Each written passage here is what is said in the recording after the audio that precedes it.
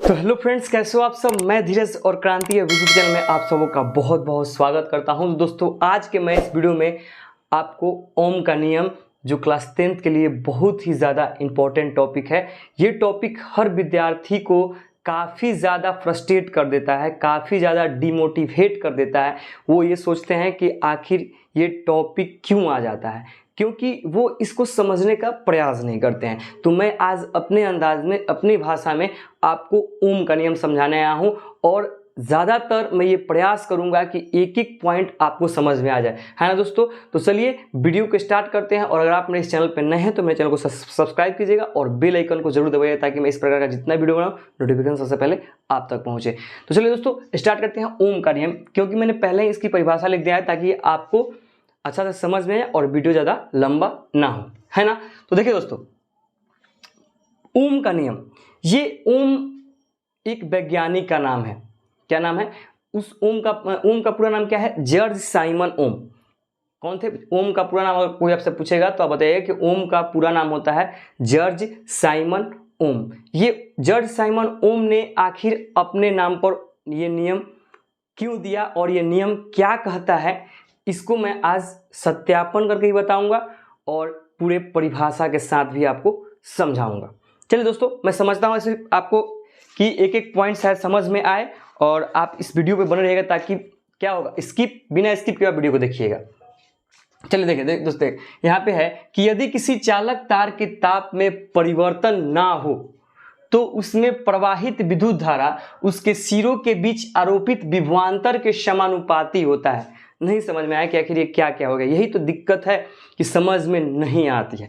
तो वही मैं आपको समझा दे रहा हूं। ये बोल रहा है कि अगर चालक ताप, ये ताप मतलब चालक का मतलब क्या होता है? चालक का मतलब कंडक्टर जो चलाता है। जैसे चालक मतलब तार हो गया, ये क्या हुआ, सपोज एक तार हो गया, ये तार हो गया ए और इसका भी सिरा हो गया। ये बोल रहा है कि अगर चालक तार की भौतिक अवस्था अगर नियत हो, हम अपनी भाषा में इसको समझा दे रहे हैं। भौतिक अवस्था का मतलब क्या हो कि अगर इसकी लंबाई, इसकी चौड़ाई, इसकी मोटाई या फिर इसकी ऊष्मा में कोई भी अगर परिवर्तन नहीं करते हैं, अगर इसमें कोई भी परिवर्तन नहीं करते हैं, इसका चालक तार क्या होता है, हमेशा इसका नियत होता है। क्या होता है? हमेशा नियत होता है। तो अगर नियत रहता है तो इसमें किसी भी प्रकार का चेंजिंग नहीं होता है। तो जब किसी चालक तार की भौतिक अवस्था क्या हो, किसी भौतिक अवस्था नियत हो, तो उसमें जो प्रवाहित होने वाली विद्युत धारा होती है, जो उसमें प्रवाहित होता है विद्युत धारा, वो हमेशा विभवांतर के समानुपाती होता है।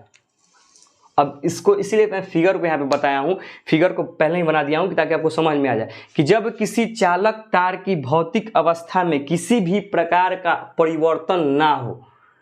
अब ये मान लीजिए ये तार हो गया, इसका हम अगर इसमें किसी प्रकार, एक तार हो गया, इसमें किसी भी प्रकार का हम चेंजिंग ना करें, ना तार को बढ़ाएं, ना तार को घटाएं, ना तार को मोड़ें, ना तार को एक नियत कर दें, एक स्थान पे कर दें, तो जब इसमें धारा को प्रवाहित करेंगे ना, तो हर जगह, चाहे यहाँ, चाहे यहाँ, चाहे यहाँ, चाहे यहाँ, सभी जगह कांस्टेंट रहता है। क्या रहता है? कांस्टेंट रहता है, सभी जगह नियतांक रहता है। और ओम जो है ना, ओम हमेशा कांस्टेंट यानी आर रेसिस्टेंस पे काम करता है, यानी इसका प्रतिरोध पे काम करता है।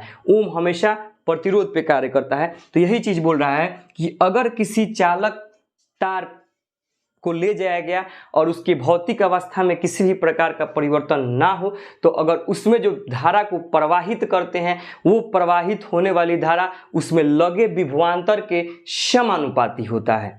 ठीक है, ये मैं अपनी भाषा में बोल दिया। अब ये जो थोड़ा सा एक फिजिक्स के तौर पे आइए कि यदि किसी चालक तार के ताप में परिवर्तन ना हो तो उसमें प्रवाहित विद्युत धारा उसके सिरों के बीच आरोपित विभवांतर के समानुपाती होता है। समझ रहे हैं ना।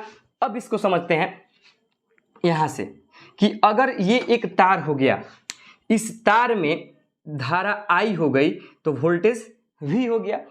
अगर आप धारा को बढ़ाइएगा, अगर आप धारा को बढ़ाइएगा तो क्या होगा? वोल्टेज भी बढ़ेगा। धारा को बढ़ाइएगा, वोल्टेज भी बढ़ेगा।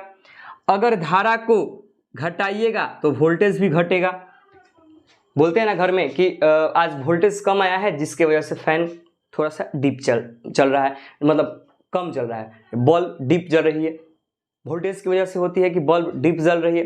फैन थोड़ा सा स्लो चल रहा है, क्यों? क्योंकि वोल्टेज नहीं है। तो वोल्टेज नहीं रहता है, यानी उसमें धारा का प्रवाह क्या होता है, ज़्यादा नहीं होता है, जिसकी वजह से वोल्टेज की कमी हो जाती है। और ये कमी कौन करता है? Are, resistance. रेसिस्टेंस का क्या कार्य क्या होता है? हमेशा विद्युत का क्या करता है? विरोध करता है। प्रतिरोध क्या कहता है? प्रतिरोध का जो विद्युत का विरोध करे उसे क्या कहते हैं? प्रतिरोध कहते हैं। तो इसके बाद बोला है कि उनके बीच के लगे विभवांतर के समानुपाती होता है, अर्थात आई समानुपाती भी। आई क्या होता है? आई हम बोलते हैं, आई को बोलते हैं विद्युत धारा, और भी को बोलते हैं क्या? वी को बोलते हैं विभवांतर, या उसको वोल्टेज बोलते हैं। ठीक है, उसके बाद अब इस समानुपाती को जैसे ही हम हटाते हैं तो आई समानुपाती भी, या फिर लिख सकते हैं कि आई इक्वल टू भी आर।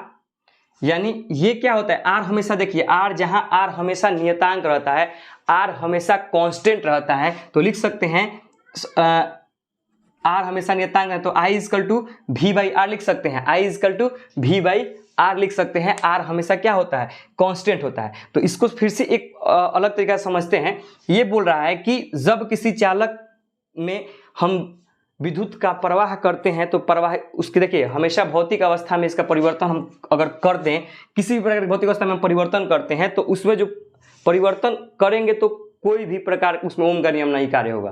और उसमें भौतिक अवस्था के परिवर्तन करेंगे तो ओम का नियम कार्य नहीं होगा। लेकिन ये इसका भौतिक अवस्था अगर नियत रहता है, नियत रहेगा तो उसमें ओम का नियम कार्य करेगा। क्या कि अगर किसी चालक तार की भौतिक अवस्था नियत रहता है तो उसमें प्रवाहित होने वाली विद्युत धारा जो होती है उस पे लगे विभवांतर के समानुपाती होता है। क्या होता है? उसमें लगे विभवांतर के समानुपाती होता है। ये ओम का नियम कहता है। अब आगे देखते हैं किस प्रकार क्या होता है। अब हमारे कहने का मतलब हुआ, अभी आपको बता दिए कि जिस प्रकार हम अगर धारा को बढ़ाते हैं तो वोल्टेज भी बढ़ेगी, धारा को घटाएंगे तो क्या होगा? वोल्टेज घटेगी। यहाँ क्यों ना हो, यहाँ क्यों ना हो, यहाँ क्यों ना हो, यहाँ क्यों ना हो, हमेशा जो धारा होती है वो एक समानुपाती होता है या अनुक्रमानुपाती होता है। दोनों बात वही होता है, समानुपाती बोलिए चाहे अनुक्रमानुपाती बोलिए, बात बराबर होता है। ठीक है, तो इसमें क्या होगा? धारा अगर यहाँ पे अगर धारा एक समान है तो यहाँ पे एक समान होगा, यहाँ पे भी समान होगा, यहाँ पे भी समान हो गया, यहाँ पे समान। तो किस प्रकार होगा? इसी को हम सत्यापित करके आपको बताएंगे कि किस प्रकार धारा एक जगह से दूसरी जगह पे समान होता है ओम के नियम के अनुसार। ठीक है, देखिए सबसे पहले इसको समझाने के लिए सबसे पहले मैंने एक फिगर बनाया है, इसको परिपथ बोलते हैं। क्या बोलते हैं? विद्युत परिपथ। विद्युत परिपथ, एक विद्युत परिपथ को मैंने तैयार किया। इस विद्युत परिपथ में मैंने एक सेल ले लिया, यहाँ पे एक सेल लिया, बैटरी यहाँ पे सेल लगाया हूँ। इससे प्रवाहित धारा को, देखिए यहाँ से सेल को जोड़ दिया और एमीटर को यहाँ पे एक लगाया हूँ। इसको इस फिगर को थोड़ा सा माइंड में सेट कीजिएगा किस प्रकार इस परिपथ को बनाते हैं। एक एमीटर को लगाया हूँ, और आपसे कोई पूछेगा कि एमीटर को हम कौन से क्रम में लगाए हैं, तो आप क्या बोलिएगा? एमीटर को हम श्रेणी क्रम में लगाए। देखिए यहाँ पे श्रेणी क्रम में लगा हुआ है ना, एमीटर को हम किस में लगाए हैं? श्रेणी क्रम में लगाए हैं। एक एमीटर को लगा दिया, और एमीटर क्या करता है? एमीटर क्या करता है? एमीटर विद्युत धारा को मापता है, विद्युत धारा को मापता है। ठीक है, तो एमीटर लगाए हैं। अब एमीटर के बाद यहाँ पे वोल्ट मीटर लगा हुआ है। क्या लगा हुआ है? Volt meter. और ये वोल्ट मीटर किस क्रम में जोड़ा हुआ है? ये वोल्ट मीटर हमेशा समानांतर क्रम में जोड़ते हैं। वोल्ट मीटर को हमेशा समानांतर क्रम में जोड़ते हैं और एमीटर को हमेशा श्रेणी क्रम में जोड़ते हैं, ये याद रखिएगा। ठीक है, और उधर से परिपथ को तैयार करते करते मैंने एक यहाँ पे स्विच लगा दिया ताकि ऑन ऑफ करने में कोई कठिनाई नहीं होगी। ठीक है, अब इससे जब हम धारा को प्रवाह करते हैं तो यही ओम का इस नियम कहता है कि जब किसी परिपथ से हम विद्युत धारा को प्रवाह करते हैं तो उसमें होने वाली प्रवाहित जो धारा होती है वो धारा उस विभवांतर के समानुपाती होता है, एक दूसरे के समानुपाती होता है। किस प्रकार होता है इसको हम एक डायग्राम पे समझेंगे, एक ग्राफ पर समझेंगे। ठीक है, देखिए सबसे पहले एक हम ग्राफ बनाते हैं।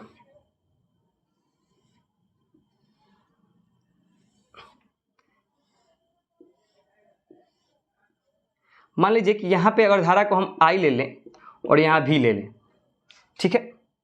अगर हम मान लीजिए कि धारा I को अगर 10 किए हैं तो वोल्टेज क्या हो जाएगा, 20 हो जाएगा। अगर धारा 20 को लिए हैं तो वोल्टेज क्या हो जाएगा, 40 हो जाएगा। अगर इसको हम 15 किए हैं तो इसको क्या हो जाएगा, 30 हो जाएगा। अगर धारा यहाँ पे मान लीजिए सपोज कीजिए अगर यहाँ पे धारा 25 किए हैं तो ये 50 हो जाएगा, ठीक है। अब अगला पॉइंट इसमें, अगर अभी मैं डायग्राम बना दिया, अब इसको ग्राफ विधि पे समझते हैं, रेखा पे समझते हैं, ठीक है। एक सबसे पहले रेखा बनाते हैं। इसको मैंने लिया क्षैतिज तल पे, इसको ऊर्ध्वाधर तल पे, ठीक है। एक क्षैतिज ले लिया और एक ऊर्ध्वाधर रेखा ले लिया, ठीक है। यहाँ पे इसको मान लीजिए, इसको मैंने दिया यहाँ पे I, ये I है और यहाँ पे ये V है, ठीक है। इसको I बोल दिए, इसको V बोल दिए। देखिए यहाँ पे किस प्रकार एक एक जगह ये समानुपाती होता है, इसको मैं आपको इसमें समझाऊंगा, ठीक है। अगर यहाँ पे धारा 10 हो गया तो यहाँ पे वोल्टेज क्या होंगे, 20 होंगे। अगर यहाँ पे धारा 20 हो गया तो यहाँ वोल्टेज क्या होगा, 40 होगा। अगर यहाँ पे धारा 15 हो गया तो यहाँ पे धारा क्या होगा, 30 हो गया। अगला आप लोग रखिएगा, समझ में, मैं समझाने के लिए बोल रहा हूँ। तो अब देखिए किस प्रकार एक दूसरे के समानुपाती, अगर ये धारा तो ये आएगा यहाँ से और ठीक इसके सामने मिलेगा। देखिए मिलान करेंगे तो ठीक इसके सामने ये मिलेगा। फिर ये यहाँ से चलते चलते आएगा और ये यहाँ से चलते चलते जाएगा और ठीक यहाँ मिलेगा, ठीक है। अब इस चीज़ को देखिए, ये इधर से आएगा धारा, ये वोल्टेज है और ये यहाँ तक पहुँचेगा अपनी जगह पे, ठीक है। अब देखिए, अब इसको किस प्रकार मिलाएंगे, इसको एक रेखा को, सीधी रेखा को इस एकदम यहाँ तक मिला देंगे। तो अब देखिए दोस्तों, ये और ये हमेशा देखिए तीनों एक कंडीशन पे जाकर मिला है, एक निश्चित अनुपात में जाकर मिला है कि 10 हुआ है तो 20 पे मिला है, 20 हुआ है तो 40 पे मिला है, 15 हुआ है तो 30 पे मिला है। इसका आंकड़ा कहीं चेंज नहीं हुआ है। तो यही इसमें ये कह रहे हैं कि जब अगर ये चालक तार हो गया तो चालक तार हुआ तो अगर धारा यहाँ पे है बराबर तो यहाँ पे भी यही बराबर होगा, फिर यहाँ पे भी बराबर तो यहाँ पे भी बराबर होगा, यहाँ पे भी बराबर होगा। कब, जब इसकी भौतिक अवस्था में किसी भी प्रकार का परिवर्तन नहीं करेंगे तब वो हमेशा नियत रहना चाहिए।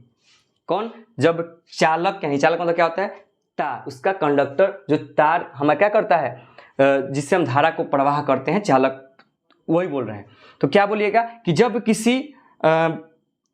किसी चालक तार की भौतिक अवस्था नियत रहती है, जब किसी चालक तार की भौतिक अवस्थाएं नियत रहती हैं तो उसमें प्रवाहित होने वाली विद्युत धारा जो होती है वो क्या होती है, उसमें जो प्रवाहित होने वाली विद्युत धारा हमेशा विभवांतर के समानुपाती होता है। देखिए सब एक समान अनुपात में बट गया। सत्यापन में यही चीज़ लिखना होता है, बाकी कुछ नहीं करना है। मैंने आपको शॉर्ट टर्म में सत्यापन बताया ताकि आपको समझ में आ जाए।